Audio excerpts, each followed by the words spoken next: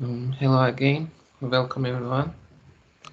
Last week, Taleh talked about separation equipment, and today he will talk about separators.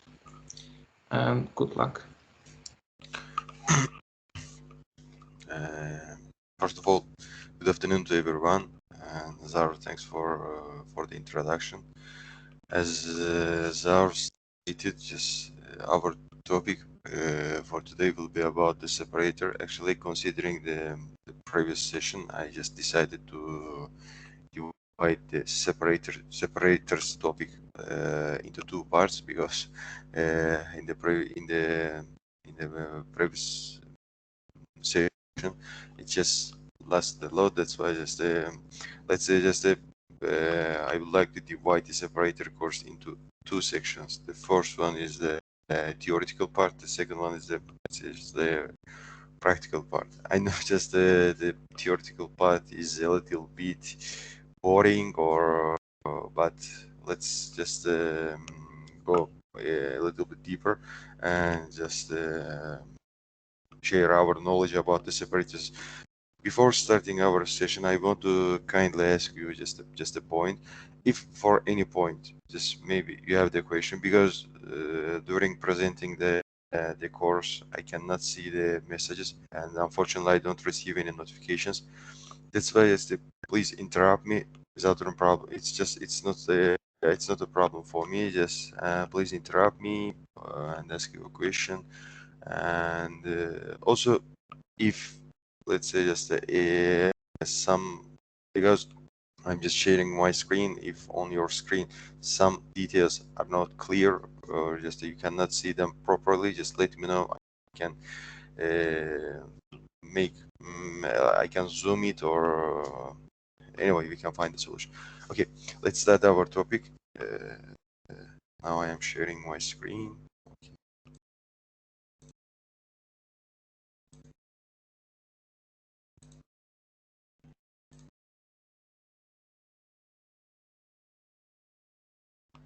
Okay, I hope all of you just seeing my screen. Okay, as we mentioned, our topic for today will be about the separators.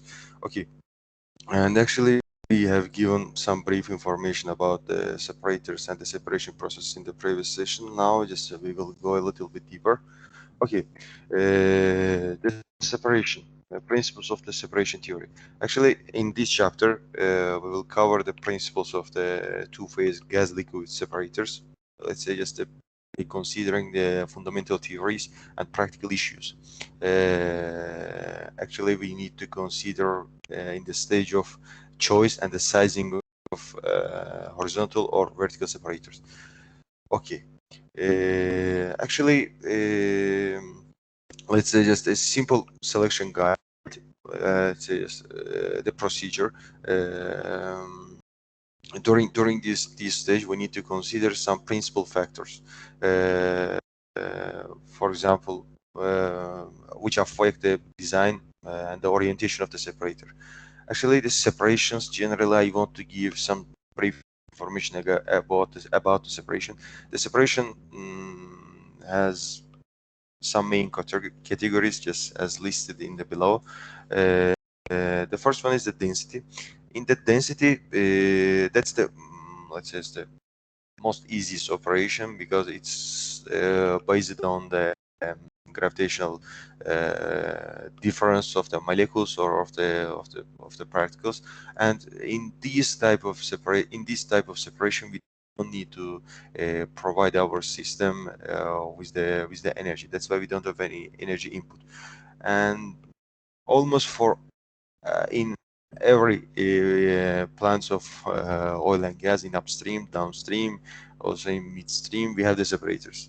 Density type of separation.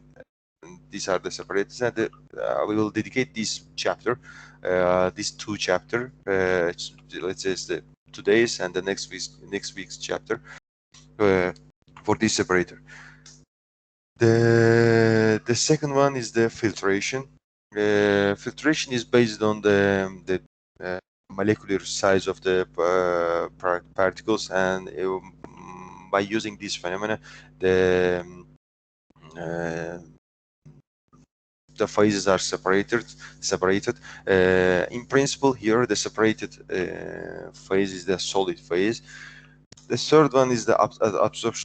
The absorption here, the separation is based on the affinity of one component, which let's say affinity of a component to be attracted to another. It means just in case of the absorption, it's called solution. Let's say it's a solution. In the adsorption, it's just the able of let's say it's able of absorbing absorbing, because in the absorption case, as we explained in the previous section, the particles, generally gas particles, settle on the active species of the solid phase, for example, in case of heterogeneous catalysis. The last one is the volatility. Volatility is just we can also rename it as a difference of the boiling temperature. For example, that's the phenomena on which the distillation is based, and that's the simple the difference of the vapor pressure of the components of the materials. Okay.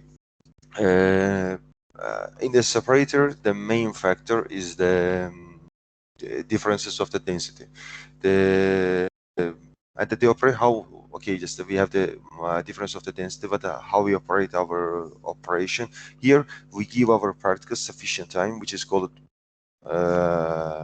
retention time, or just a hold up time, or residence time, in order to be, for example, we give this retention time to liquid particles, also to gas particles, in order to get separated from each other. That's why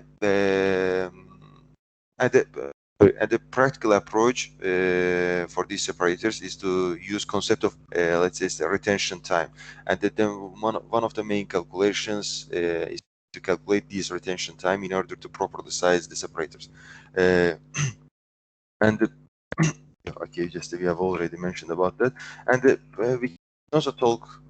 We can also illustrate our what's the separation in this diagram. Okay, just let's imagine that we have the two phases, and we have the heavy particles and the light particles. Just as time going on, we see that because of the gravitational forces, the heavy liquids fall into liquid phase, or just going to deeper, and the liquid phase releases from the which one the heavy particles are just the black dots here, but the white dots are just the light particles.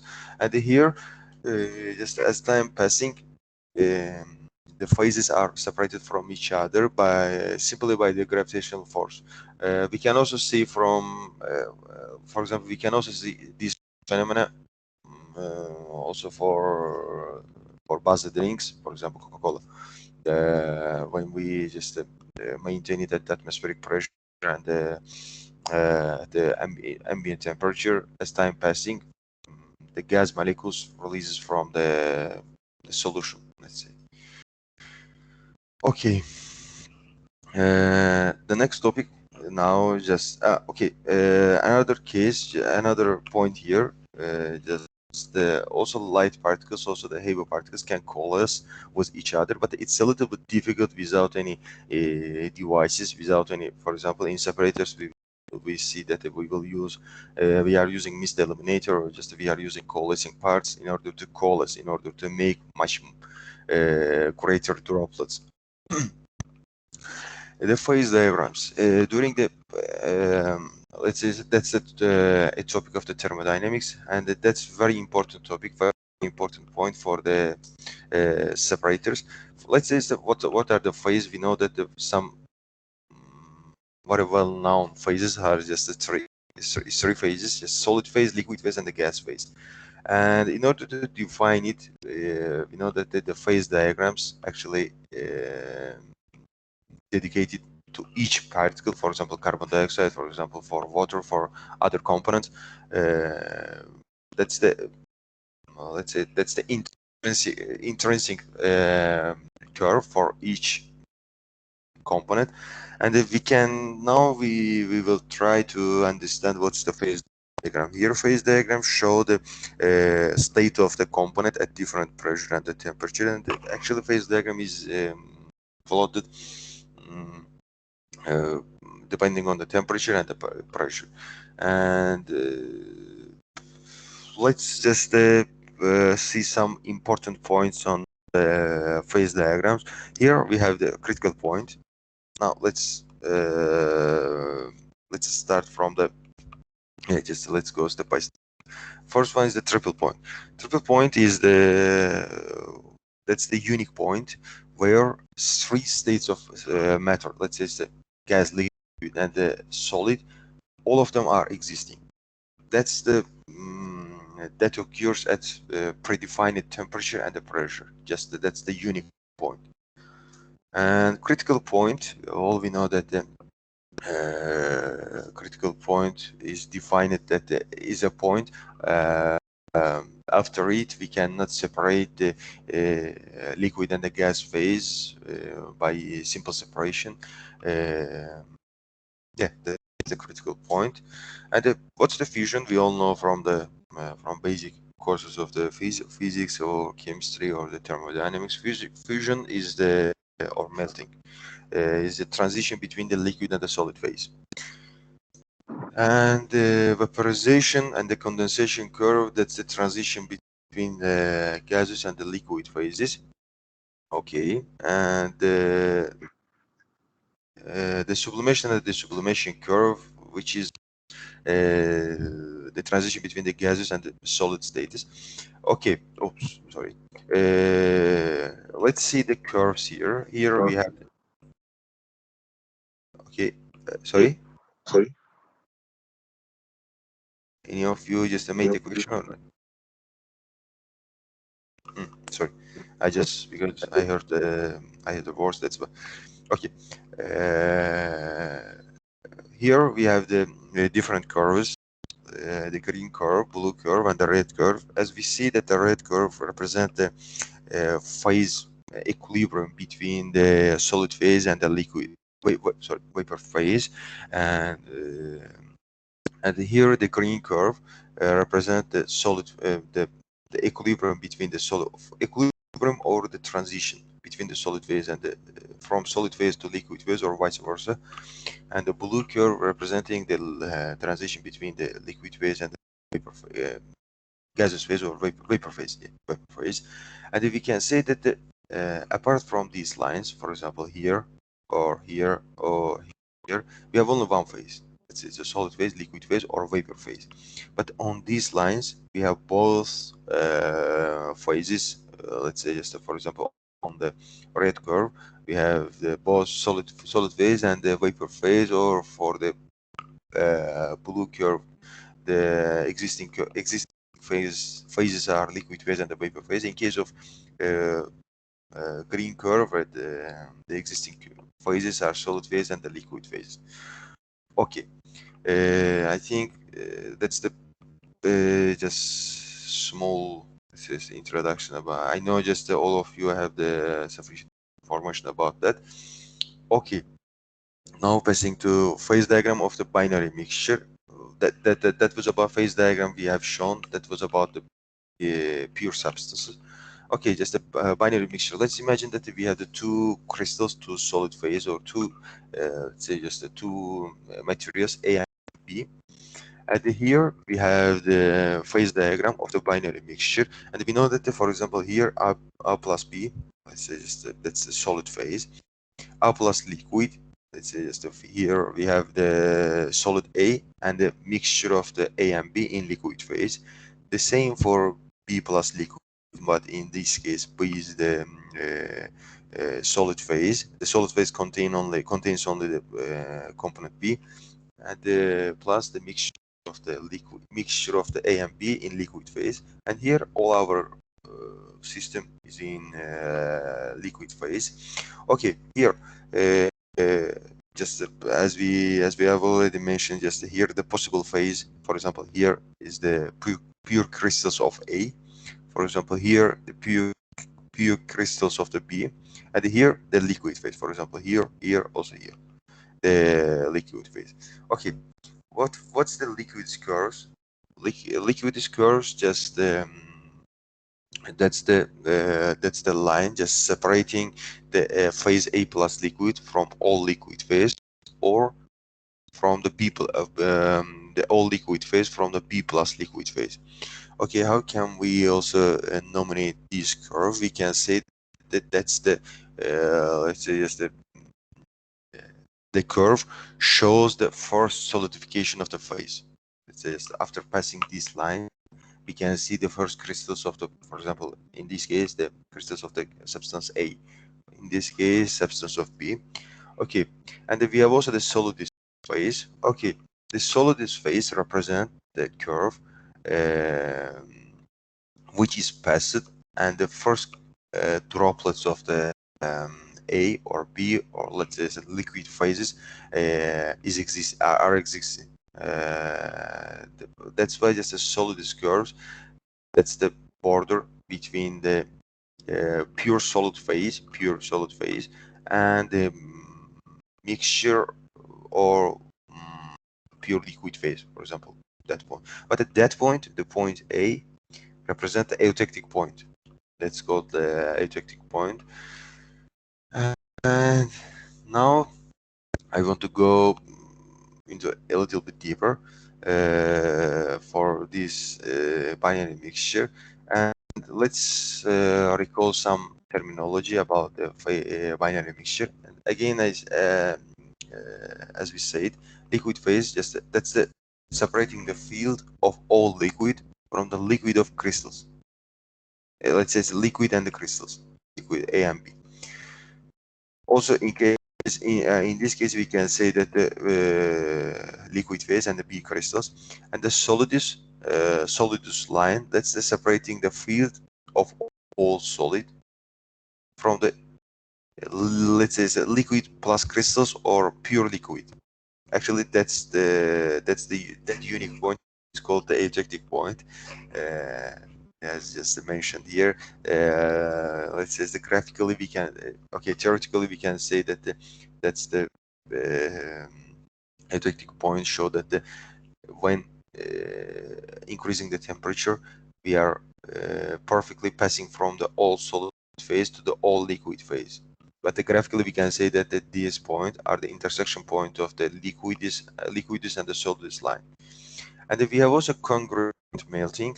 That's the sorry, that's the type of melting in which, when we are passing from the from one phase to another, let's say from solid phase to the liquid phase, we don't have any change of the composition. We are not changing the composition. The composition of the phases do not change. For example, if we pass from the solid phase to the liquid phase, passing through the liquid eutectic point, the composition does not change.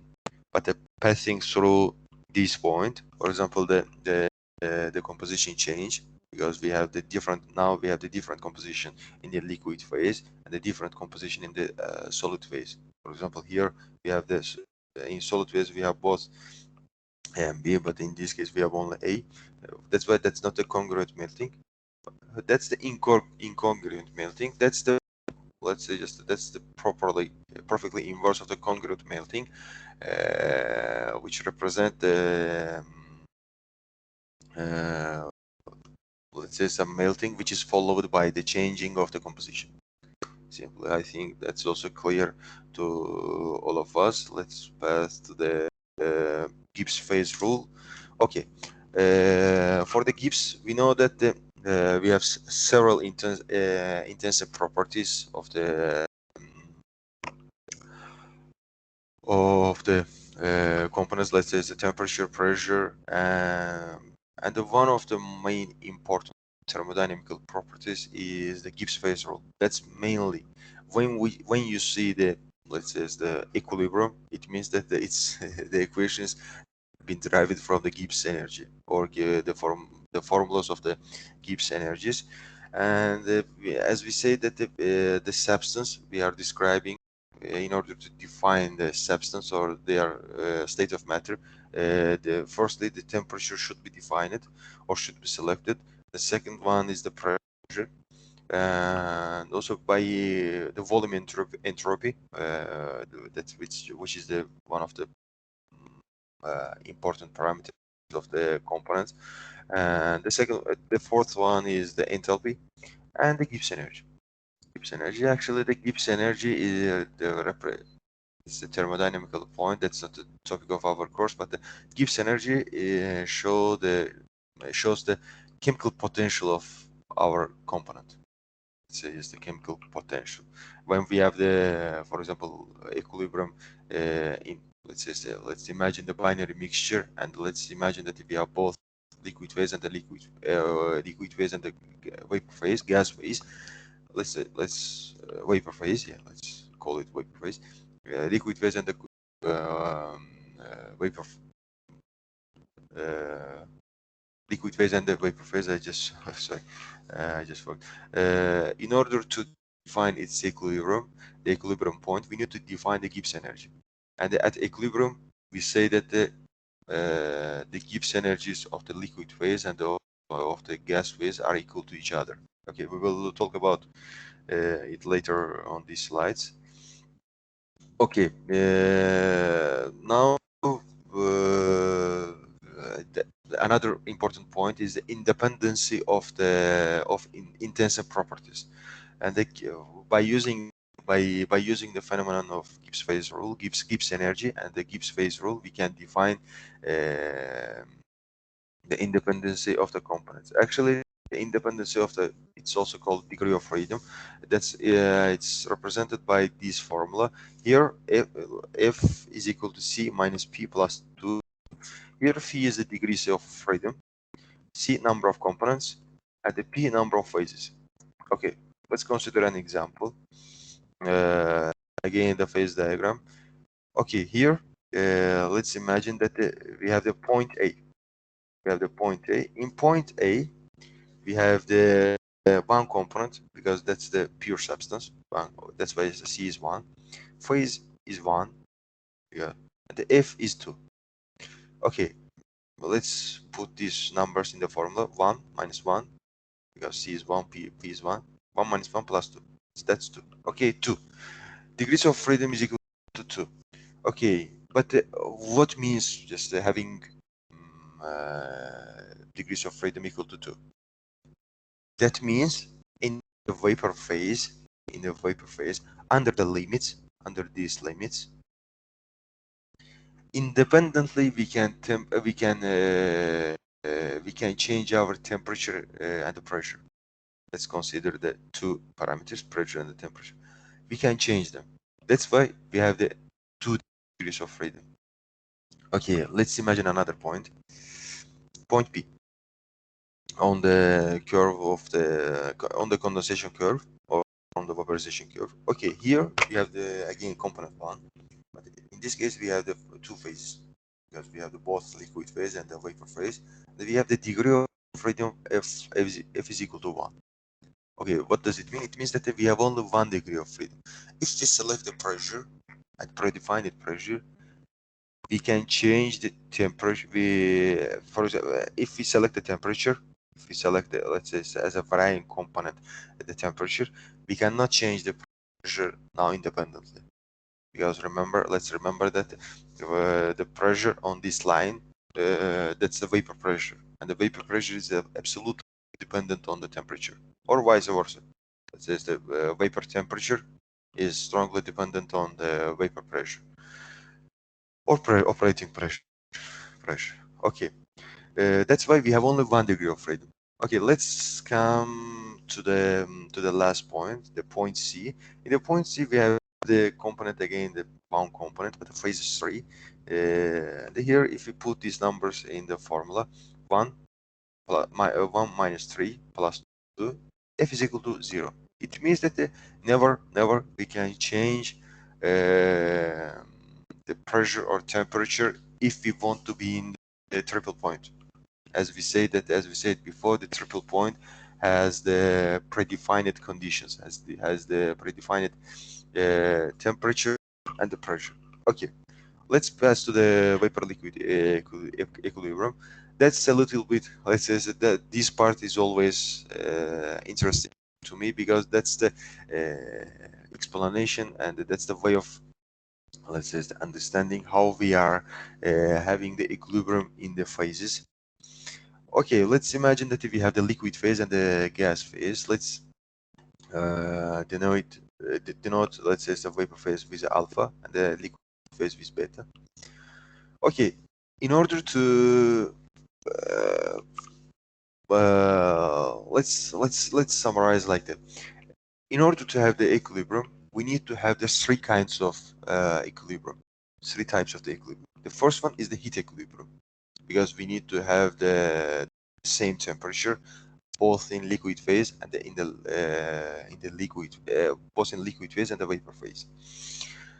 That's why, let's say, if we say that a heat equilibrium, after deriving the equations, we have this result that the Tf alpha is equal to Tf beta. Another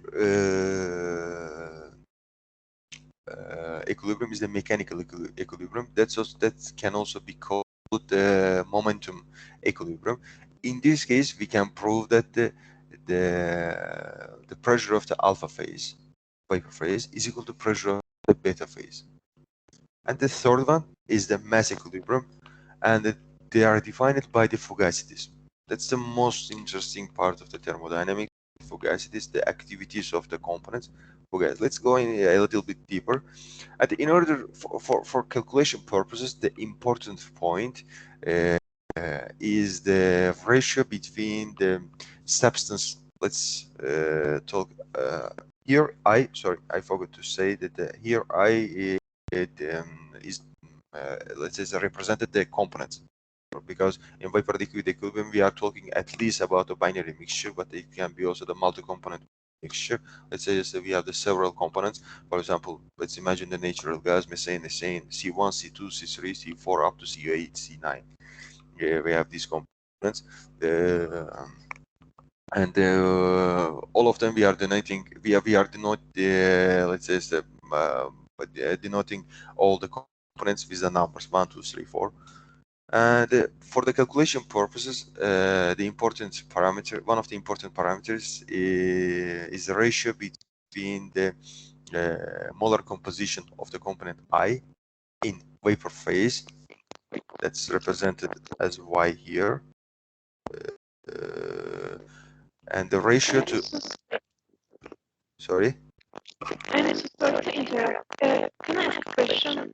Sure, but I cannot hear you properly. Okay, just let's try.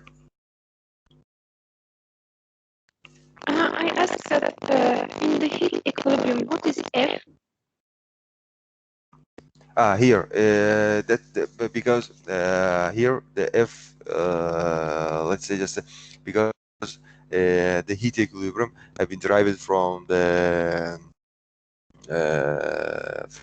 fugacity equilibrium, because that's the summary of my hand notes.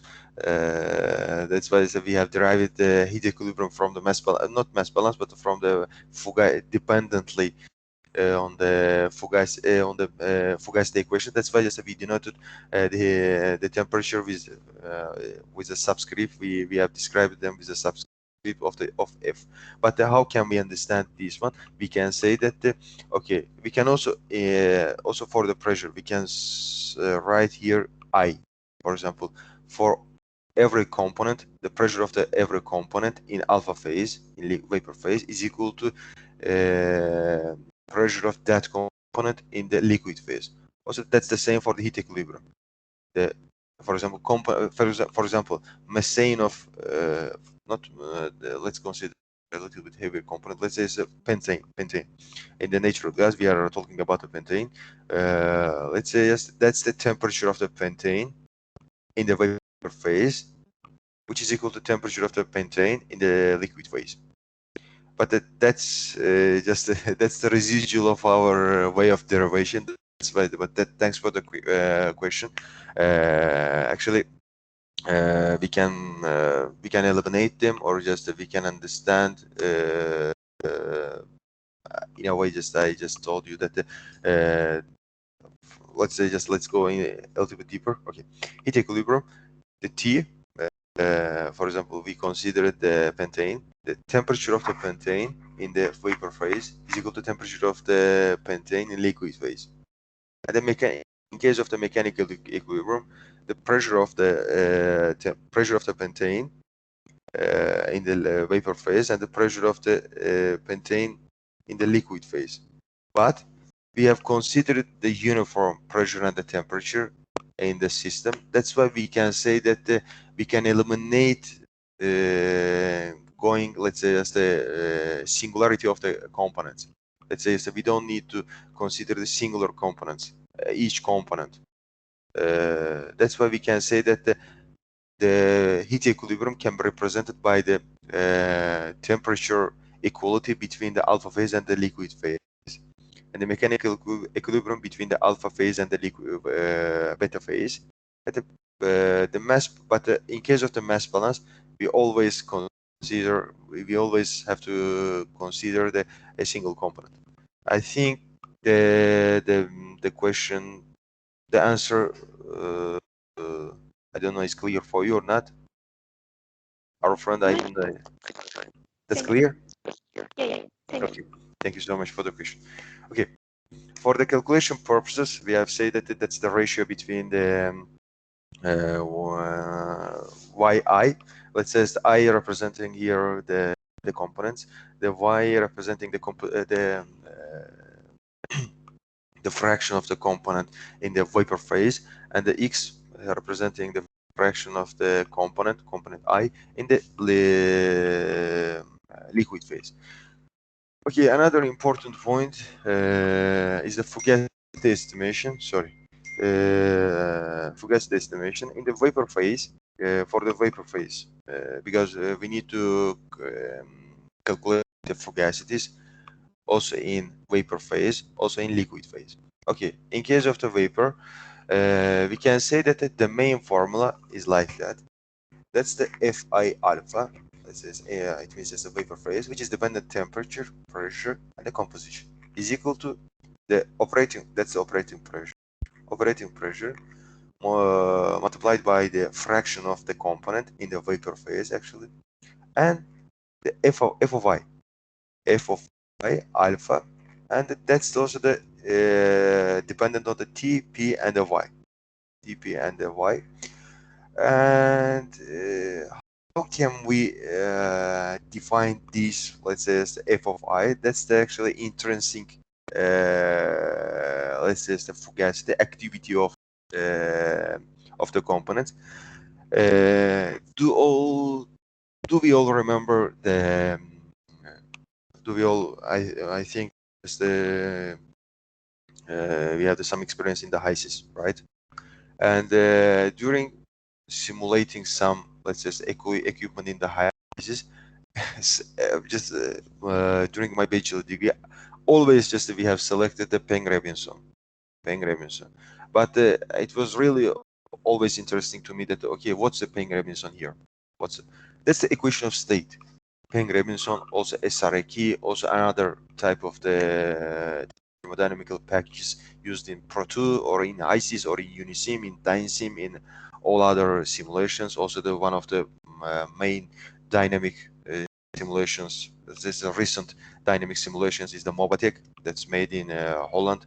If you want, you can search about. I have taken some courses of the Mobatech. It's really interesting course. The Holland engineers made this simulation. That's really interesting and much more, let's say, it's much easier than the ICIS in case of the dynamic simulation, not the static simulation. For the dynamic simulation, okay, we can define it by using the equation of states. For example, the Peng Robinson. Peng Robinson actually is used in order to define the fugacities of the components. The fugacities of the components. There are tons of actually questions. If any of you just interested, I can send you for example, the all formulas of the Peng-Robinson. Yeah, I think I have the formulas of the Peng-Robinson or Peng-Robinson or SRK. But I think the Peng-Robinson, and I hope I have saved all of them. But if any one of you just are interested in these formulas, I can provide you. Okay, and here if we consider the ideal mixture, because we know that in case of the solution we have some solution enthalpy because of the breaks of the bonds between the components, between the particles, atoms, and the molecules. We are losing some energy, some enthalpy, not the system losing some energy, and that's the called solution. Not use, I just said using, but not losing. Sorry, losing some energy, and that's called the solution enthalpy. But if we consider the ideal mixture, it means that we consider that the mutual interaction between the components are ignored. That's why we have the ideal mixture. That's why we have said that that's activity, that fugacity is dependent on the temperature, pressure, also the composition. But here we see that if we consider the ideal mixture, okay, fugacity is not anymore dependent on the composition. Okay, let's simplify a little bit more. Let's consider ideal gas. If we consider the ideal gas, this fugacity is always equal to zero. Is equal to one. Is equal to one always. And that's why our activity for the vapor phase is equal to operating pressure multiplied by the composition of the I in the gas phase. That's all about the fugacity estimation of the vapor phase. Let's pass to the liquid phase. For the liquid phase, I think we have some animation problem. Okay, let's open all of them. Okay, we have the two approaches. The first one is the phi approach. In case of the phi approach, let's say that that's the analogous formula to the vapor phase. Here we have considered the FIP, the activity of the I, in the liquid phase, and that's dependent on the temperature, pressure, and the composition of the, because that's X because it's the liquid phase, and it's equal to P multiplied by Xi, the composition of the I, and the Phi IP, and the temperature, pressure, and the composition. Again, this value, this fugacity, can be defined by the Peng-Robinson for or any of the equation states, because each of these packages have the application range. That's why just for some purposes we are using the Peng-Robinson, for example, in order to rigorous calculation of the enthalpy. For example, we use Lee-Kessler, for example, or SRK, or for example, in case of the I remember just in case of the distillation, for and when I consider the reactions and the distillation, I have already used the SRK. But for example, for the simple separation for the physical process, let's put it this way, I have already used Peng-Robinson. But thanks to the HYSYS, just the HYSYS helps us to define the packages much easier, let's say so easily. Okay, by using, for example, let's consider the Peng-Robinson for our study. If we use the Peng-Robinson, we can define this formula. But again, also for the liquid phases, if we consider we have the ideal mixture, and our activity is equal to directly for pressure multiplied by the composition of the I, component I, and the type multiplied by the F of I in the liquid phase, which is dependent on the temperature and the pressure. Again, it's not anymore dependent on the composition. Also, we have another approach. That's the gamma approach. Here, what we are considering, again, the activity is, let's say, this is dependent on the composition of the I. That's the activity of the liquid phase, but independent on the composition, and multiplied by the gamma I. That's also dependent on the equation of states and all of the thermodynamical properties. If we consider the ideal mixture and the gas, and there are also some other assumptions which I don't consider here because that's a little bit time consuming, but let's say that's a rigorous approach. Just if we consider the ideal mixture and the gas, we can say that f of I, the activity of the component I in the liquid phase, is equal to xi, the composition of fraction of the I, multiplied by the vapor pressure of the T. And at that, let's say this formula remembers us the Rolle's formula, Rolle's law, which is, let's say, broadly used in our flash calculations. The next topic about the Rolle's law. Actually, the Rolle's law, when just that's considered when the vapor phase behaves like an ideal gas, and the liquid phase is an ideal solution. And when it comes its applicability, actually the Rolle's law can be applied in the low pressure systems up to 3.5 bar. And actually for the systems where the components are very similar to each other, for example benzene and Taleh, we can apply them. In case of the if we consider the assumptions of the Rolle's law, we can say that the fugacities can be expressed in this way, that for the liquid, for the vapor phase, just the fugacity is equal to let's say the activity is the fraction of the I multiplied by the B, and for the liquid phase, fraction of I in the liquid phase multiplied by the vapor pressure, which is dependent on the temperature. And we have defined the most important parameter for Ki. It was the Ki, and the Ki we can simply define it. That's the ratio between the Yi and the Xi, and with that we can define easily the P vapor pressure divided by the operating pressure. That's the, for example, in case of the separation, for example, in case of the separator, or just a flash calculation, we can say that the P here, P vapor is the, oh, I remember to mention here the P vapor for each component. For each, actually it should be P vapor I. When I send this slide to you, I will just correct it. It should be P vapor I. Each, that is vapor pressure of each component and divided by the operating pressure. Operating pressure, for example, of the flash drum or of the separator. And here, okay, now we can be asked, okay, just how can we calculate the vapor pressure? We have actually two methodologies. The first one is the Cox chart. Here, again, just the second one is the Antonio equation. Let's say just we have the two possibilities in order to calculate the vapor pressure.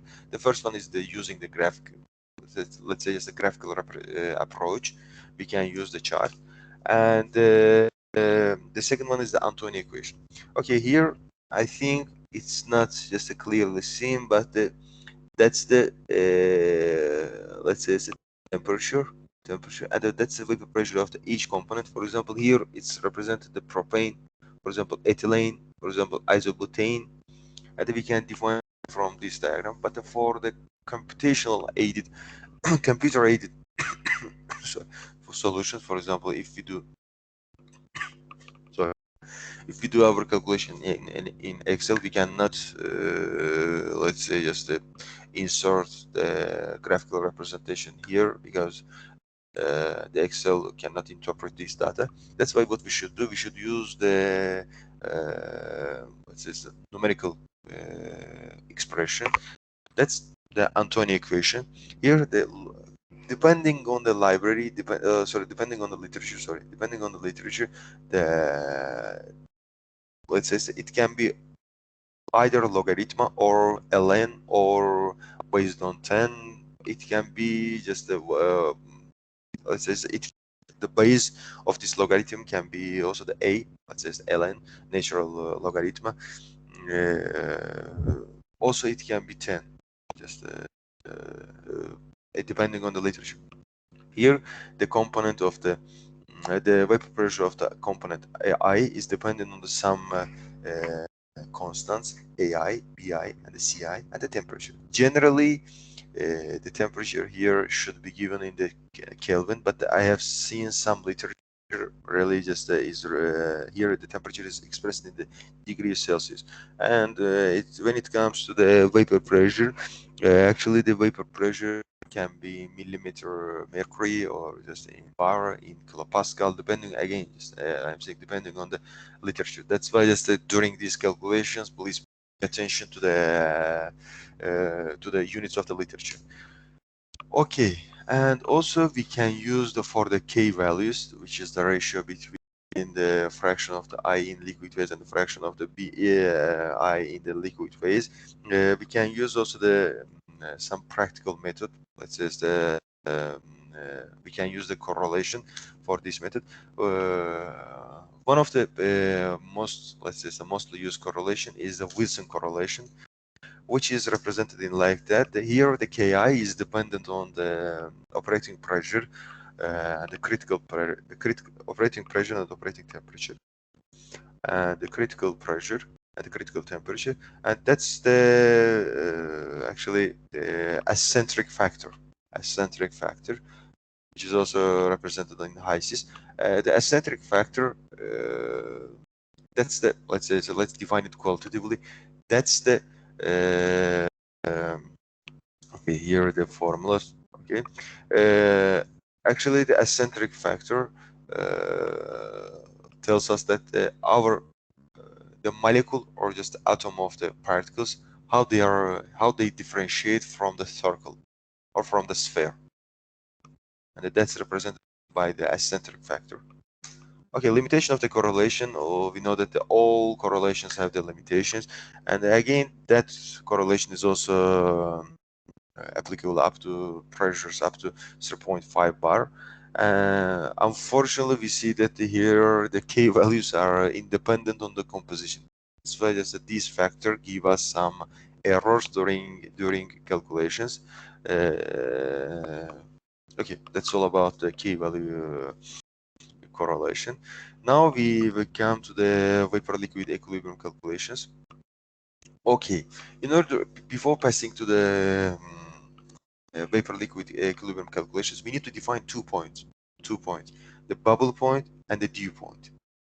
Now, just actually, for example, that's the point which I don't like, for example, for the pumps. For example, always they say that, for example, for the calculation in all formulas, for example, in the MPCH formulas, sorry, P operating pressure plus hydrostatic pressure minus pressure loss and minus vapor pressure. And here, always that part, that last part is let's say is defined as a vapor pressure. Okay, in case of the pure substance, that's the vapor pressure. But in case of the multi-component, we know that we don't have the constant pressure, constant boiling, constant vapor pressure. We have the bubble pressure at predefined temperature or dew pressure. That's why, for example, in pump calculation, all we know that we should consider the bubble calculations. Bubble pressure for this NPCH calculation. Why I say this one? I always let's say prefer to define bubble pressure and the dew pressure or pump temperature or the bubble temperature or dew temperature as a maximum and the minimum vapor pressure or vapor temperature respectively, because for the simplicity in some calculations. Okay, what's the bubble point? Bubble point, that's the point where the first drop of the liquid exists. Let's just say exists. In case of the dew point, that's the first drop of the gaseous mixture or gas begins to or let's say exist. The gaseous mixture begins to condense. That's the point which we call the dew point. Here, let's say in the let's say the pressure composition diagram, which is showed in the below in this diagram. Here we by keeping constant the temperature, we have the pressure composition diagram has been made.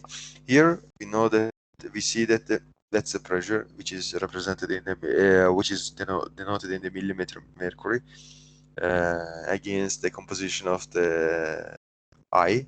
Sorry, again, when I say composition, please, I am referring to the fraction. Depending on the fraction of the component I. Here we see that the bubble point curve. Here we have the dew point curve, and okay, just in pressure in the composition diagram, up and the lower curves are bubble and the dew point curves respectively. And the region between these lines is actually the mixture, the two-phase components, the region of the two-phase, Let's consider here the point. For example, let's consider 800 millimeter mercury, and at the 0.2, let's just in case of the fraction of 0.2, here we are here, and here we have pure liquid phase. We don't have any. Where's my cursor? We have only the liquid phase. If we depressurize our system, or if we decrease our pressure in the system, we are coming down just horizontally, sorry, vertically. And at this point, we have the first droplets, or just the first traces of the gases mixture, gas phases here. And if we want to define our gas phase, we need to use the tie line. Tie line, that's a horizontal line in the two-phase region, which connects the point in the bubble point and the dew point. Okay, and that's the if we let's say draw the line horizontally and make the intersection with the dew point here, it gives us the fraction of the component I in the vapor phase. Okay, let's say it's around 0.85. Okay, it's, the phase diagram is used for these purposes. And if we want a separation, or if we want to flash, always just remember this one, that we always must operate it in this region, the two-phase region, because in this phase, or in pure or liquid phase, or in pure gas phase, we cannot separate our mixture because we cannot have any equilibrium. Okay, the next topic is about the temperature composition diagram instead of pressure. Oops. Sorry, it's the book. Okay, here that's the same. Let's say the phenomenon is the same with the pressure composition diagram, but here, instead of keeping constant the temperature, we are keeping constant the pressure, and we are drawing the temperature composition diagram, and that's the same if we consider any value here. But here the upper lines are the dew curve, and the bottom lines, the lower curves, are the bubble curves. If we consider any point here, that's the, for example, at 90 degrees Celsius and the 0.3 fraction of I. Okay, here, if we cool down our system, when we reach here, we can see the first droplets of the vapor of the liquid phase. And in order to find the composition of the liquid phase, we need to draw the horizontal line, let's say it's a tie line, in order to find the composition of the composition in the liquid phase. Okay, how can we that's the real representation, let's say in the real case, not in the ideal case. The previous curve and also this curve, the temperature composition diagram, are the real curves of the binary mixture. But if we consider the Rolle's law instead, we can say that the P, operating pressure,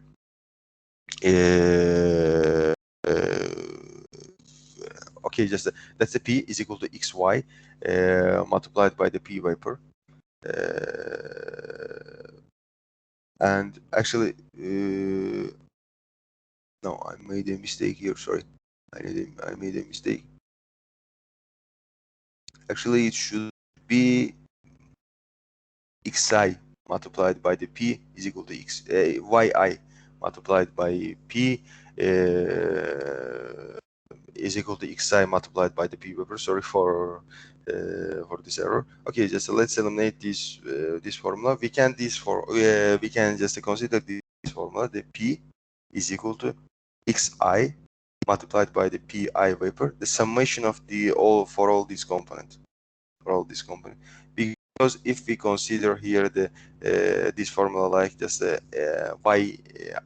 let's say the composite fraction of the component I in the vapor phase multiplied by the p, if we make the summation of this left hand side of the equation here, because the summation of the yi, let's say the summation of the fraction of all components in the vapor phase is equal to 1. That's why just a 1 multiplied p gives us the p. The p is equal to this, let's say this summation. And this summation we can represent it like that: x1 in case of the binary mixture, x1 type multiplied by the p1 plus x2 multiplied by p2, and we can also define it like that. And for the dew point curve, considering the Rolle's formula, the derived final formula can be represented in this form. And if we draw it on the graphical representation, we have these, let's say just visual, let's say the illustration. Okay, let's taking an example. That's the very famous example. Maybe you have already seen this one. Let's just consider the mixture of the 20% of the normal butane, 25 normal pentane, 35 normal hexane, and the 20% normal heptane in the molar fractions at 40 degrees Celsius. And let's calculate the first bubble of the liquid. From the literature, we can define the ABC values of the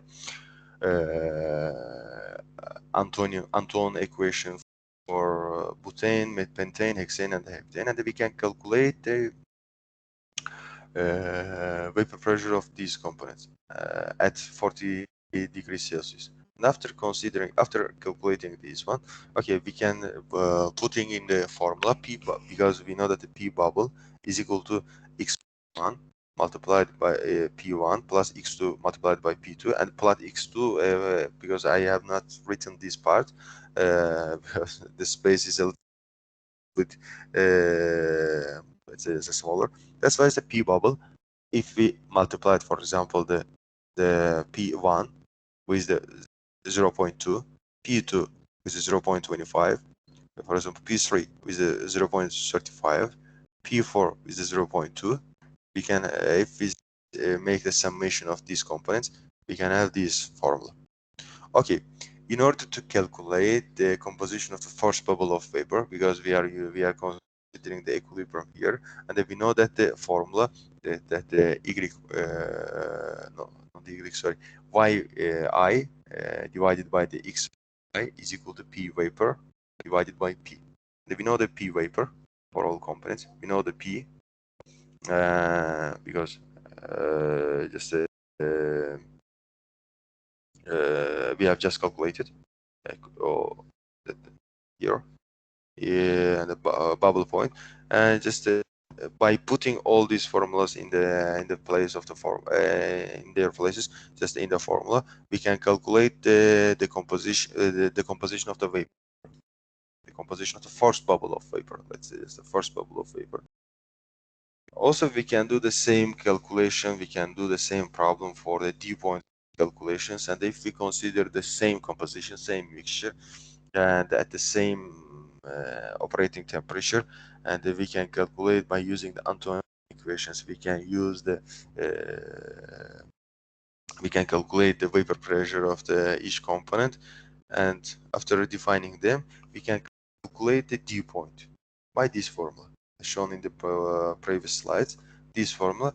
And after using this one, we have this, let's say just result for the dew point. And in order to calculate the composition of the liquid, first drop of the liquid, again, just we are considering this, this the ratio which we have referred before, and by substituting all numbers in these formulas, we have this composition for each let's say substances. Okay, the next slide actually is about the flashing. Okay, what's the flashing? Actually, the when the mixture is flashed, at conditions between bubble point and the dew point, actually that's separated into vapor and the liquid phases. And the vapor flash calculations is used to define the composition of the vapor, let's say the vapor fraction, and the composition of the liquid, and composition of the vapor, and also the energy balance. Actually, when is normally is ignored, but we need also consider this fact. Okay, here the overhead product is the vapor phase. Overhead product is the vapor, and the bottom product is the liquid phase, and we have here that's our feed, let's say, the conditions, and that's our pump. Mainly we are using the heater, that's the optional, not the optional, depending on the operating process parameters. But here we have this throttling valve in order to have the Joule-Thomson effect, and in order to have the, not in order to have the Joule-Thomson effect, actually we have the Joule-Thomson effect, but in order to pressurize system or decrease the pressure of the feed stream, we are using the throttling valve here, which is the isenthalpic valve. Okay, now just let's go into let's say just the calculation of the flashing. Actually, as we say, just the streams are leaving the flash drum, let's say, as an independent phase, liquid phase and the vapor phase. And when it comes to the calculation, we can say that okay, if firstly we can make the mass balance F is equal to V plus L in molar phase, or in molar base, or just in mass base. Then we can say that F multiplied by the Zy, Z, that actually that's the composition in the feed phase, Zy is equal to V multiplied by the Yi plus L multiplied by the Xy. The first one is the mass, overall mass balance. The second one, the second the second formula is for the mass balance for each component. Well, let's say just separately. And in phase equilibrium calculations, if we consider the Rolle's law, and if we find a key value here, actually the key value is equal to key, again, just the the ratio between the yi and the xy. Here we can proceed for the vapor flash calculations by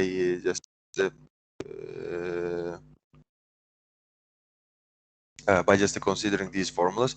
The procedure is like that. Firstly, we need to determine the vapor pressure of the pure components, and by Antoine equations, and then we need to calculate the key values like that, and then we need to determine the F, let's say the fraction of the, that's also called alpha value. That's the vapor fraction. That's the ratio of the vapor to vapor flow rate of the vapor phase to the flow rate of the feed phase. Actually, that can be, that's the final derived form of the formulas that can be represented in this let's say just formula. By using the iteration, we can calculate this, we can solve this, let's say this problem, and then here we can define the x and y values, and the xi values and the y values can be defined by these formulas: zy divided by 1 plus f of b fraction times k value minus 1, and for the x values, that's just the x1 multiplied by the ki.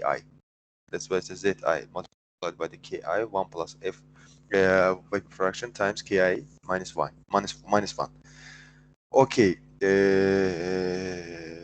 I think that's all about the flash calculations. And now let's come to the selection criterion of the separators. In order to choose, okay, just I remember that one of our friends asked about in the previous session, how can we select we should use the vertical or the horizontal vessel? Actually, that depends on the gas to liquid ratio, which is in industry, which is determined as GOR, gas oil ratio. Also, the cost generated through the operation problems. Let's say just in case of the high GORs, if we have the, let's say if our liquid volume is low, let's say the horizontal vessels are not advantageous to be used. That's why the preferable one is the vertical vessels. Also, oh, sorry, that's for the vertical vessels. And in case of the low GORs, because when we have the low gas ratio, it's just preferable to use the vertical vessels because we know that the in case of the horizontal vessels, we have the high gas capacity and the high gas area, but because we have the low gas flow rates in this case, and we are not utilizing all the parts of this gas area, that's why it's useless to use gas separators. Also, the gas handling capacity. We know that the gas handling capacity that's the function of the vessel diameter. That's why just the preferable one is the vertical separators. Also, the vertical separators is easier to deal with the heavy materials. Let's say that's another advantage of the vertical vessels. But however, there are some also disadvantages. That's the poor accessibility, because the manway cannot be properly just located on the vertical. Actually, it's located, but it's a little bit difficult to enter and for the operator or just for a personnel to enter and just to leave the vertical separators. However, that has the smaller footprint on the plant. For example, if we have the surface limitation or just the area limitation, let's say just 100%, we must use the vertical separators because that has the smaller footprint. Now, if we come, actually, for the horizontal, if we come to the horizontal vessels, we can say about the horizontal separator that it has the good surge handling, because it's the horizontal separator, and it has the because the surge handling capacity is the function of both diameter and both the length of the separator. However, that horizontal separators has the larger footprints. Actually, that's another point which we have already mentioned, and that's the, let's say, the confront of the vertical separators to horizontal or vice versa. However, that's the horizontal separators are good for foams. You know that we have the foams in the separators because it can be produced by the inlet deflector, inlet devices, and just the braking forms. Yeah, okay, they are used, but in case of the forms, the preferable orientation of the separators is horizontal. However, that has the poor solids handling, because for example, in case of the sand or in case of the solid particles, it can affect heavily the efficiency of the separation. That's why just by manual operation or just by let's say so by jet wash, the solid particles should be washed from the separators. And also, in case of the foam crude, because in case of the foam, we have the slug regime, we have the some difficulties of operating the separators. The horizontal separator is the preferable one. Paraffin, paraffin is in case if we have the paraffin, let's say just the what's the paraffin? Paraffin is the hydrocarbon, higher hydrocarbon, the chains, which it's really problematic for example, for well production wells or just for separators because they are deposited on the inner part of the equipment or just the pipelines and give rise to the corrosion or just inefficiencies. And in case of the sand, actually the sand it can be, let's say, a little bit problematic for the test separators. Sorry, not separated, not test separators, separated, because it can contribute to the corrosion. Also, it can plug some internals of the separators, and again, just it can block can reduce the efficiency of the separators. Okay, that's all. And how, let's say just here the three-phase separators is depicted, and let's say just how they are operated, how they are operating. Three-phase separated. That's the inlet zone. Here we have the inlet device. Actually, it's represented here the reverse pipe, but we can have sort of inlet devices. Inlet section, it actually constitutes the inlet device in order to reduce the kinetic energy or just the momentum of the inlet stream. Here we can use the deflector, guide vane, half pipe, or tangential inlet device. The next part is the combing baffle. Actually, for the three-phase separators, we have this three section here. That section is called combing zone. That's the let's say it's the liquid zone, and that's the for example light liquid zone, because that's the that's where. Here column baffle, it's that's the as seen from its name, it's just a calming down our fluids or just the fluctuations in the level. It serves to prevent these circumstances. And that's our wire, to separate liquid. Let's say just in case of the oil and gas or just the oil, here we have the mixture of oil and water, and here we have the pure oil, not pure oil, let's say just separated oil. That's the wire. That's the demister. Demister help us to prevent the entrainment of the heavier particles, liquid droplets. Here we are using the demister, or it can be again just for the demister we have the sort of equipment. Well, for example, it can be mist eliminator that help us to coalesce or just to catch the liquid droplets which escapes in the gas phase from the liquid phase. Yeah. And that part is the calming zone. Actually, as I said, just this part is the calming zone. That's the coalesce pack zone. It that serves us for the coalescing the small droplets just by by means of capillarity, just that they coalesce, and also by momentum, and they are just making some much bigger droplets, which settles much easier. And that part, just as already said, just a free liquid separation zone. Here, for example, in case of the oil and gas, let's say in case of the upstream operations, we have the vapor and we have the water and the oil phase. Here, the collecting site, as I said, that's just a source for collecting the liquid, separated liquid phase, which is the oil phase, for example, and the vessel internals. As we said, vessel internal serves to decrease the momentum. There are just mainly vessel internals, not only for the let's say are not only the inlet devices. We have also other internals. We have also some patented internals, which I have seen in the next slides. I will show. Actually, I cannot show the the configuration of the internal. Unfortunately, sorry, because it's a confidential information, but I will just try to explain you without seeing the image. Let's say it's the photo.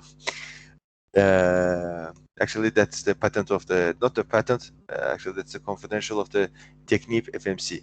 That's another engineering company. Okay, the vessel internals. Here we have the three common internals. We have the inlet deflectors, we have the vortex breakers, and then we have the mist eliminator.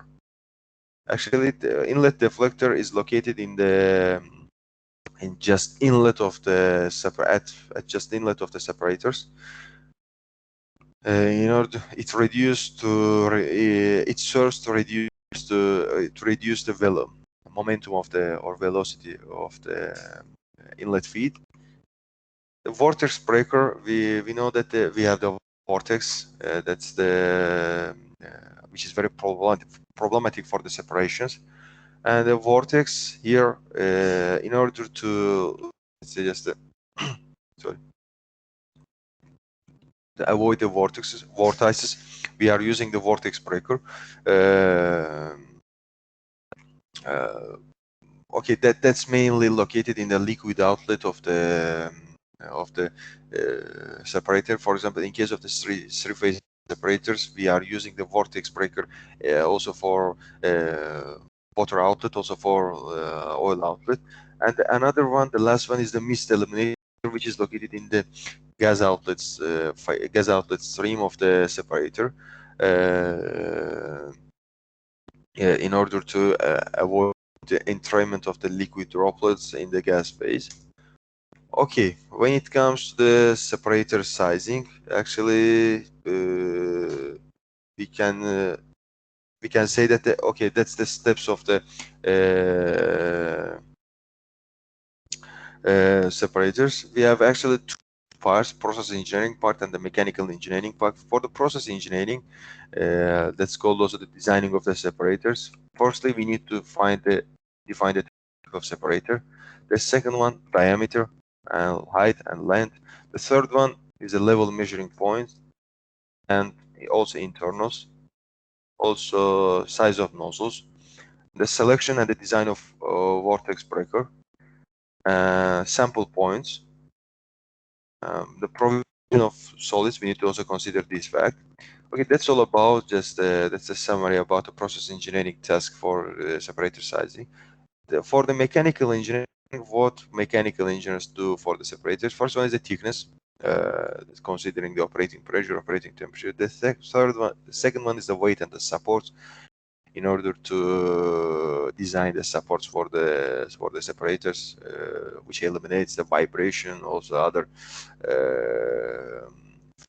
let's say the facts, let's say some other problems for the separators. The third one is the fabrication techniques, and the fourth one is the inspection and the maintenance provision. The generalized procedure, we can say that we need to consider the inlet velocity in order to calculate the momentum and the kinetic energy limits. Then the, let's say, the gas capacity for the peak gas, and then we need to then calculate the minimum area for gas flow, and then we need to consider the liquid capacity, sorry. And then the last step is the optimization of the diameter and the length of the separators. Okay, design conditions. If we consider, we know that after rather than the operating pressure and operating temperature, we have also the design pressure and the design temperature. Design pressure is actually the set pressure of the PSVs. Here, depending on the operating pressure, we are using actually several methodologies. We have to calculate the design pressure. For example, if we have the operating pressure between 0 and 10 bar G, we need to add 1 bar to our maximum operating pressure. In this range, in the range of 10 to 50, we need to consider 10% of the maximum operating pressure that represents. And from 50 to 10, we need to add, let's say, 5 bar G. And for the equipment which is operated above 100 bar but G, we need to consider the 5% margin. When it comes to the design temperature, for the maximum design temperature, actually it depending on the engineering standards and the company standard, this value, just which the value of the margin, actually this, it varies. That's why just the maximum design temperature is equal to maximum operating pressure temperature plus 15, and the minimum design temperature, we should select a minimum value between these ones, between the minimum operating temperature -5 or minimum ambient temperature. But the -5 we have considered here, it can be also the -10 depending on the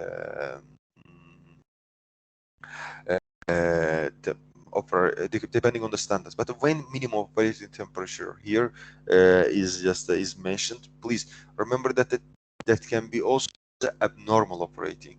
For example, cold depressurization of the separators, or just the during maintenance of the separations, or all these facts should be considered. Not only the normal operation should be considered. Okay, just in the normal operation, I have the 20 degree of Celsius of the minimum operating temperature, -5, okay, 15 degrees Celsius. Okay, my plant is located in Iraq. Let's say the minimum ambient temperature is 20. That's why just 20 and 15. Let's say let's consider that the minimum ambient temperature here is the 20, and the minimum operating pressure is 70. 70 minus 5, 12, and the minimum of the 12 and 20 is 12. Okay, we can say that, okay, minimum design temperature is 12. No, we cannot say it, because that's the 17 is the minimum operating temperature of the normal operation. But we should also consider the maintenance, inspection, cold, for example, emergency shutdown, cold depressurization, all these facts. Another fact for the design conditions, it is the inlet nozzle. We know that we have some specifications for the nozzles of the separators. Actually, we can use here we cannot use any device here, or half pipe. Actually, it enters like that and exits from this part. And the vane type. Vane type, actually, it's from the sides, and just it's the liquid, the feed enters in this direction, and the exits the inlet device from the sides, and that's the cyclonic, and the fluid inside that rotates. And selection of these ones depending on the inlet nozzles. Actually, we have the three, let's say, the parameters for the separators. First one is the velocities, the second one is the rho v square, and the third one, rho v square is that one, and the third one is the rho v cubic. Velocity, okay, just that shows the efficiency of the separation. Rho v square, that's the stability of the nozzles. It means the vibration of the nozzles. But rho v cubic, which I don't mention here, just for your information, I am saying just that's for the let's say for the noise limitations. That's the limitation of the noises. Okay, for inlet nozzle, if we don't have any inlet device, our rho v square should be absolutely less than 1000 Pascal. If we are using half pipe, actually it's not like in that if we are using inlet device we should have. No, if we have the rho v square less than 1000 Pascal, because it's the momentum, we cannot use any inlet device. If we have the 1500 Pascal, less than, let's say higher than 1000 and less than 1500, we can use half pipe. And for the maximum limit for the applicability of inlet vane is the 6000 Pascal. For the cyclonic device, it's the 25,000 Pascal. And also that we have some limitations for the vapor outlet. For the vapor outlet, we have these limitations, that we have the momentum should be less than the 3750 Pascal.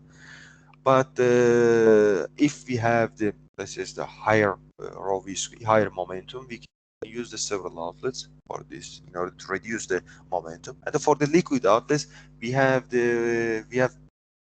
actually that's the very important parameter, one of the important parameters. That's the velocity of the liquid, because we know that for example, in case of the three surface separators, in the free liquid zone where we have vapor and the water, we have the interface between the liquid and the vapor. liquid and the water, right? We have the interface. If we have the elevated velocity, for example, for the water outlet, in that case, we can lose the border between these phases, and if we can use locally the interface between the vapor and between the water and the oil. That's why in this case always we should consider the maximum liquid outlet velocity for the separator in case of for liquid outlets. But in some special case, this recommended value can be exceeded, as again, just industry has tons of exceptions, as always. Okay, just now I think these are the last. I need just 5-10 minutes maximum. I am just concluding. Retention time. What's the retention time? Retention time is that's the average time of a molecule or molecule of a liquid, which is just retained inside the separator, and it can be calculated. The retention time can be calculated the hold up time, which we will define later in the next session. Hold up time divided by the volumetric flow rate of the liquid phase, and the retention time can vary from the 30 seconds to some minutes up to 3 minutes. By referring to API standards 12J, we can say that depending on the oil relative density, we can have different retention times. For example, if we have the lighter oils less than 0.85, we can use the retention time 1. But up to 0.97, we can have the retention time ranged from 1 to 2 minutes. For heavier fluids, oils, or fluids or oils, we can use the retention time up to 4 minutes. Okay. And for different application, actually, for the different application, for example, in case of the natural gas application, actually, we can use, for example, the retention time ranged from 1 to 3 minutes. For example, for reflux drum accumulators, that let's say the value varies from 5 to 10 minutes. For the refrigerant surge tanks, that value just vary from 4 to 7 minutes. And this part is which is very also interesting part, the separator liquid levels. After defining all this, for example, the liquid levels and diameters, so we need to define also the levels of the operation. Let's consider the two-phase separator. I will also define the surface separator, but in the next class. We have the several let's say liquid levels. First one is the vapor phase. It means that after above this line we don't have any liquid. Normally we shouldn't have, because that's a high liquid level. Okay, that's the here. That's the high liquid level, which is the point of the shutdown of the let's say the inlet shutdown valve. Inlet shutdown valve. In this case, just we are shutting down our separators high level. In case high level, the sensor sending the signals to the control room technician, that is CRT, that the level is increasing. We need to take some actions. Normal liquid level, actually that's the normal. Okay, in case of the low liquid level, again just the sensor now just sending the signals to the CRT, that the control room technician, that we are losing our level. We are losing our levels. That's why we need to take some actions. For example, we can shut down the pump, the discharge pump. If we don't have pump, we can shut down the level control valve, the outlet of the separator. And that's the LL, low liquid level, where we have the total shut. Let's say no, just sorry. In low level, we are not shutting down. Maybe just I made a confusion. In low level, we are not making the shutdown. Just we are sending signals to the CRT, just to take some actions, or just to analyze the problem. But in a low level, automatically the control system shuts down the outlet of the separator. For example, all the are designed considering the LL level of the low level of the liquid inside the separator, because that level can be approached, can be reached, because that's the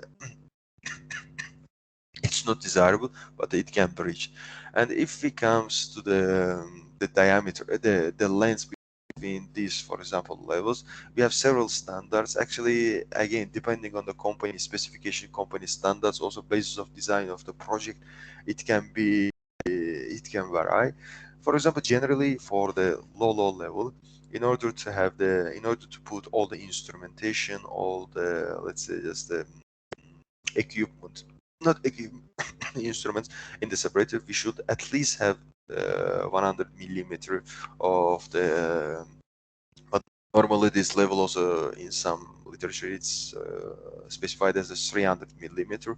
That's another standard which I am referring. um, at least it should be 100 millimeter. The level between the low level and the low level is the 100 millimeter. Actually, that level is the equivalent to the time which gives the chance to the operator or to the CRT to take action, because also the shutting down of the plant is not desirable, because if we reach the low level, before reaching low level, if possible, we should take some action in order to prevent the trip of our plant. But if it's very dangerous, yeah, we should shut down always. And the level between the low level and the normal liquid level is just some, based on the this experience, it's a 400 millimeter. That the same value for the from the normal liquid level to high liquid level. And again, just that's the time elapse for the operator to take an action, or CRT. For CRT, that's the 100 millimeter. Okay, and that's the end of our topic for today. Actually, the detailed sizing of the separators will be in the next topic. I hope this part is a little bit not just it was not boring, and was interesting for you. Just I am now available for your questions.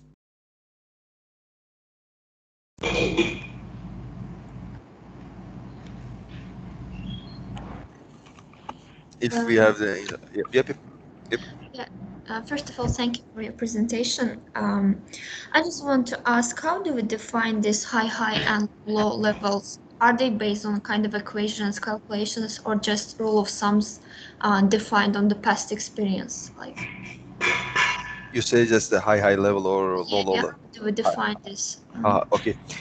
As I just say, just a low level, because it's depending on the based on the experience. It say that in order to because normally here before the low level, for example, we are let's say accommodating our instruments. For example, level sensors, or just the temp. It can be maybe temperature sensors. Normal temperature sensors is located here, but for example, level sensors.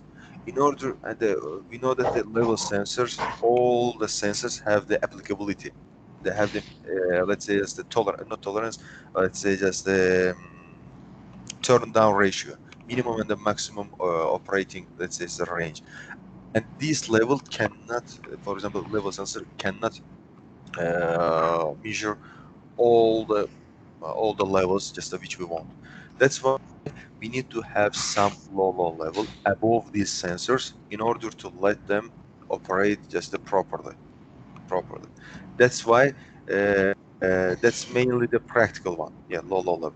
And the high level, normally depending on the plant, okay, just during the house up and the LOPA, for engineers, or just based on the experience, they define it that okay, just in order to, if we see the high level here, for example, manually shut down for the SDV, shutdown valve, inlet shutdown valve, the operator, for example, that's for example 500 meters to come from the CRT room to the let's say so, to the location of these separators. For example, I say 500 meters, considering this distance, and the time consumed for the let's say closing of the block shutdown valve, they said that okay, just we need 3 minutes, or we need 2 minutes, or we need 1 minute, and depending on these values, these levels are defined. These levels are defined for, that's why just a high level, for example 100 millimeter, based on the experience, it's said that okay, just a 100 millimeters, for example, if the industry say that the maximum 2 minutes need to reach there and to take action, for example close the valve, yeah, and they just, the engineers and the scientists have just developed that okay, just in most applications these 2 minutes are equivalent to the 100 millimeter. I think that was Pari, yeah, asking me the question. Yeah, The answer is clear, or just there are some doubts? yeah, it's clear. Like it also depends on the sensor's kind of capability and also on the process itself, but also at the sensor itself also. Sorry. It depends on the process, right? And also on the sensor's capability, like what Let's say kind this of for the low level, let's say this, the impact between from the bottom tangent line till the low level, that's the point. Let's say that's the matter of accommodation of sensors or instruments for the separators. But from the high level to the high level, that's the matter of, let's say, the safety. It's the main okay. matter of safety, because we don't, below the low level we don't need, because that's the point which we don't desire. That's the already we have shut down the process before the low level. That's why in order to not stop, but in order to accommodate our sensors and our other instruments, we need at least this level in the separator. That's clear? Yeah, that's clear. Thank you. And one more thing, like mist eliminator is the same as the demister in the separator internals. Is it the same equipment? I mean, mist eliminator and Yep. But just the configuration are just is a little bit different. The configuration. If we just see the pictures, unfortunately I couldn't put them here. But the mist eliminator, yeah, all of them just yeah, that's the demister. That's the demister. But there are some different configurations for demisters, for mist eliminators. But that's the same. The function is the same. In order to remove the liquid droplets, it's not provide, but in order to eliminate the entrainment. and also like why it's constructed at the end of separator. I mean, how do we know what is the composition of the dropping liquid? If, for example, it contains heavy liquid, then it will drop to the lighter one. Why it's not at the center? Actually, at the center also we have some, let's say, the demisters. Normally it's not represented, but you can ask, okay, just in order during design stage of the separators, another point, just the client say us, or just the department, technical department say to the process engineers that okay, we need to have the maximum particle size should be the 100 micron, for example 100 micron, and depending on these values we are just designing our demister, also our, let's say, a separator. Because if we put all of them here, because from here till here we have the, let's say, the gas area. In this area we are just letting our gas to get release of liquid droplets. This demister part is for the smaller parts which have not been released in this part, in order to get released from the liquid phase. From the vapor phase. From the vapor. The releasing of the liquid or separation of the liquid droplets from the liquid phase. Because till here we are just losing the liquid droplets. And actually we should also consider, let's say, so while designing the separator, we should design the separator in a way that we should, let's say, separate all the liquid droplets which is let's say so higher than the predefined diameter, for example 300 microns. We will not lose, but we are separating all of them till reaching the demister. But the demister is just for the not the safety, but for being much more secure, let's say, much more sure about the entrainment. That's why. But if we put here our demister, because here we are just having still the separation, because that's the travel time of the gas phase of the liquid drop in the gas phase. Because if we put it here, but actually we have also some internals here. That's a simple, let's say, as the design of the separator. But we have also some, let's say, some equipment here in order to actually, that's also the coalescing section, in order to, let's say, just make the gas channels much more straight. Also to eliminate some droplets from the separators. That's clear, or some other doubts? No, yeah, it's clear. Thank you. Thank you.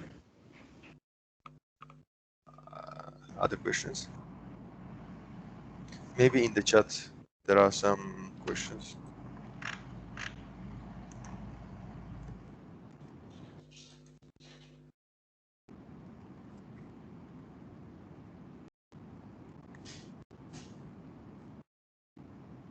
No.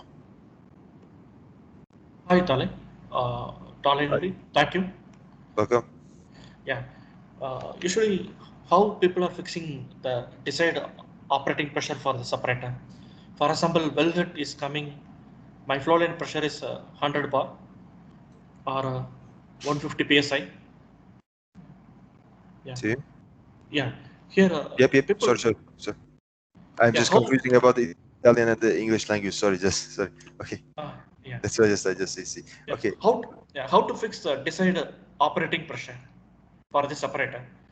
The operating pressure is based on what? The separator. Operating pressure of the separator. You say, for example, in the separators. Let's say just let's imagine that that's the oil and gas facilities, and the oil coming from the wells. Yeah, we have some pressure in our wells. For example, 200 barg. 200 barg. And in order to define, because we know that the flow rate is the function of the pressure drop, or just the pressure difference between the upstream and the downstream. And while defining for example, if we put the lower pressure in the separators, for sure we would have the higher flow rates, right? Higher flow. In order to, let's say, if we put the higher, let's say, the pressure, we are just having, for example, the lower flow rate. That's why, in order to control, let's say, just we are putting this pressure. Also, another point, for example, for all oil and gas facilities, we have some specification. For example, TVP specification, true vapor pressure, or RVP specification, rate vapor pressure. Normally, depending on the project and the location of the project, actually TVP, for example, that's a true vapor pressure at 37.8 degrees Celsius, if I'm not mistaken. Maybe I'm mistaken in the decimals, but it should be 37.8 degrees Celsius. Okay, but the TVP is just, for example, is the true vapor pressure at 50 degrees Celsius. In order to let's say, just satisfy the specifications, for example, they can say that the TVP at 50 degrees Celsius should be 1 bar. Let's say it's a 14.7 PCI, or just RVP should be 10 PCI. In order to manage this process, we need to set the operating pressure of the separator, in order to, because let's say, just in order to balance the TVP, to match the TVP or the RVP, we should let's just we should separate some gases, some light components from our fluid, right? From our fluid. Yeah. That's why, just depending on these values, we are selecting our operating pressure, because if we select the operating pressure a little bit lower, we are just separating high amount of the low components. Let's say, just if we operate at a higher pressure, we are separating low, let's say, respectively, low amount of let's say, the light components. I think that's clear for you. Yeah. Based on the oil true vapor pressure, until we get true oil pressure from the oil, Yep. we have to reduce the pressure in the separator, for example, from high to low, 100 Yep. bar to 10 bar, or Yep. 10 bar to 1 bar. Likewise, we Yep. have to reduce until we get required true vapor pressure. Yep. Okay. Because, for example, you can ask me that why we don't put the directly one bar, the separator at operated at 1 bar. For example, let's put it and just do you. Sorry, do you hear me? Yes, yes, please. For example, in this case, we can have the choke flow, which is not a desirable action, which is not Okay. a desirable, which is very difficult to get control. That's why just we should use it step by step. Okay. And Thanks I for the had seen. yeah. Welcome. Yeah, I had seen in the presentation we mentioned hold up time for Yeah. estimating. Is it hold up volume or hold up time? Sorry, hold up, volume. Yeah, right. You're right. Okay. So, Okay. I have I just. thought. Oh no. Okay, it's fine. It's a good presentation. Yeah, thank you so much. Thanks for the question. Thanks. How we are fixing nozzle location? For example, the inlet nozzle from the tan line, from the vessel tan line. Yeah. Yeah. How they fixing the nozzle inlet line? Yeah. Normally, the inlet nozzle normally just is possibly just at the maximum height of the separator. Normally, it's located in this. Let's say it's a vapor outlet here. For example, I have never seen just the liquid just entering in this section, because for the separator we need to have the, let's say we should have the, for the I am talking about the horizontal separators always. Because we need to have this length, also this length, just the height between the feed inlet till the maximum liquid level. That's why that's so simple. If we put here, just for sure we are using our efficiency. Yes. In our process. Yeah. Yes. Yeah. You're right. Yeah. Thank Then, you. Thank you. welcome. Your name, Jaya? Yeah, Nagaraj. Raj. Yeah, Raj. Raj. Thanks, Raj, for the question.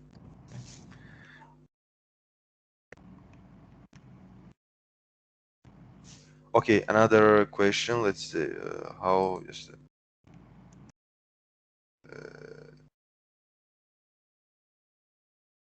No. Do we have another questions?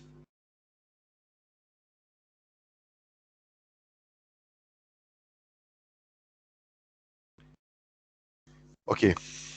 Can we stop our presentation right here, or just Zaur? I think yes. Yeah. And there is no question. I think just that this part was a little bit boring. Yeah, just oh, sorry for because I know just the theoretical part is always just is a little bit boring, but I should start with this part just firstly, because for the and thanks for participation to all of you, thanks for your time. I wish to all of you just a good day and a good weekend. Thank you so much. Thank you. Bye. Thanks, Taleh. Bye. Goodbye. Welcome. See you. Bye. Bye. Thank you. Bye. Goodbye. Bye. Thanks. Bye.